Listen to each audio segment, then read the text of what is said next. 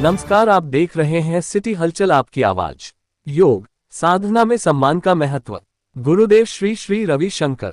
विश्व योग दिवस पर जब हम योग की चर्चा करते हैं तो प्रायः हमारा ध्यान आसनों, प्राणायाम और शारीरिक स्वास्थ्य पर केंद्रित हो जाता है।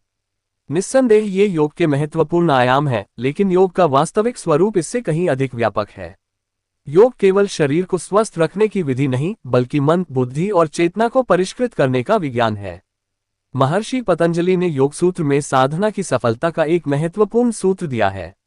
सतु दीर्घकाल निरंतर्य सत्कारा सेवितो दृढ़ भूमि। अर्थात योग का अभ्यास तब दृढ़ता से स्थापित होता है जब उसे लंबे समय तक बिना किसी अंतराल के और आदर भाव के साथ किया जाए। हम में से अधिकांश लोग जीवन में परिवर्तन तो चाहते हैं, लेकिन उसके लिए आवश्यक निरंतरता नहीं रख पाते।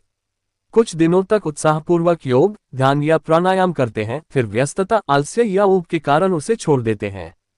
परिणामस्वरूप साधना का प्रभाव भी क्षीण पड़ जाता है। जीवन की हर महत्वपूर्ण उपलब्धि समय मांगती है।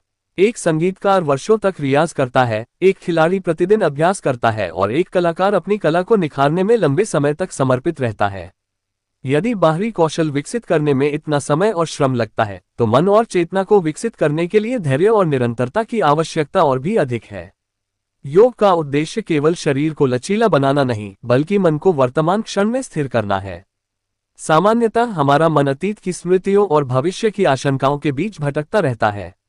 योग हमें वर्तमान में लौटना सिखाता है। वर्तमान में स्थित होना ही शांति, संतोष और आंतरिक स्वतंत्रता का आधार है। किंतु पतंजलि केवल अभ्यास की बात नहीं करते। वे सत्कारा सेवितो शब्द का प्रयोग करते हैं, जिसका अर्थ है आदर, श्रद्धा और सम्मान के साथ साधना करना। यही वह बिंदु है जिसे हम अक्सर अनदेखा कर देते हैं। जब हम किसी नए कार्य को आरंभ करते हैं तो उसमें उत्साह और सजगता होती है। ध्यान के शुरुआती दिनों में गहराई का अनुभव होता है, प्राणायाम में आनंद आता है और साधना ताजगी प्रदान करती है। लेकिन समय के साथ वह नवीनता कम होने लगती है। अभ्यास बना रहता है, पर उसके प्रति सम्मान कम हो जाता है। तब साधना धीरे धीरे एक मशीनी क्रिया बन जाती है। यहीं से उसकी शक्ति कम होने लगती है। सम्मान का अर्थ केवल किसी व्यक्ति, परंपरा या पद्धति का सम्मान करना नहीं है। सम्मान का अर्थ है वर्तमान क्षण के प्रति पूर्ण सजगता और कृतज्ञता। जब हम किसी कार्य को आदर के साथ करते हैं, तब हमारा मन पूरी तरह उसमें उपस्थित होता है। यही उपस्थिति साधना को गहराई प्रदान करती है। जब आप अपने शरीर का सम्मान करते हैं, तब योगासन साधना बन जाते हैं।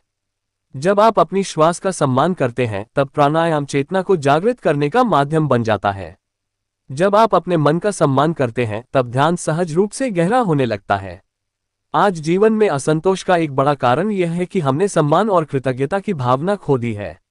स्वस्थ शरीर, चलती हुई श्वास, प्रकृति का सौंदर्य, परिवार का स्नेह और जीवन के अनगिनत उपहार हमें इतने स्वाभाविक लगने लगे हैं कि हम उनका मूल्य ही भूल गए हैं।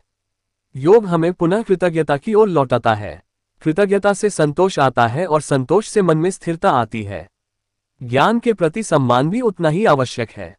जब हम किसी ज्ञान, शिक्षा या मार्गदर्शन को श्रद्धा के साथ ग्रहण करते हैं, तो हमारा मन अधिक ग्रहणशील हो जाता है। सम्मान हमारी चेतना को जागृत करता है और सजगता को बढ़ाता है। यही सजगता ध्यान को गहरा और जीवन को अधिक सार्थक बनाती है। महर्षि पतंजलि ने मन की स्थिरता के लिए दो आधार बताए हैं, अभ्यास और वैराग्य। अभ्यास हमें बार बार वर्तमान में लौटाता है, जबकि वैराग्य हमें अपेक्षाओं और परिणामों के बोझ से मुक्त रखता है। यदि केवल अभ्यास हो और वैराग्य न हो, तो मन परिणामों में उलझ जाता है। यदि केवल वैराग्य हो और अभ्यास न हो, तो प्रगति रुक जाती है। दोनों का संतुलन ही योग को पूर्णता प्रदान करता है। अंतर्राष्ट्रीय योग दिवस हमें ये स्मरण कराता है कि योग कोई एक दिन का आयोजन नहीं है। ये जीवन जीने की एक कला है। प्रतिदिन कुछ मिनटों की साधना, सजग श्वास और कृतज्ञता का भाव हमारे जीवन की दिशा बदल सकता है। योग का अर्थ जीवन से दूर जाना नहीं, बल्कि जीवन के प्रत्येक क्षण को पूरी जागरूकता के साथ जीना है। जब साधना में निरंतरता, मन में कृतज्ञता और हृदय में सम्मान जागृत हो जाता है, तब योग केवल अभ्यास नहीं रहता, वह हमारे व्यक्तित्व, व्यवहार और जीवन का स्वभाव बन जाता है। यही योग का वास्तविक उत्सव है और यही पतंजलि के सूत्र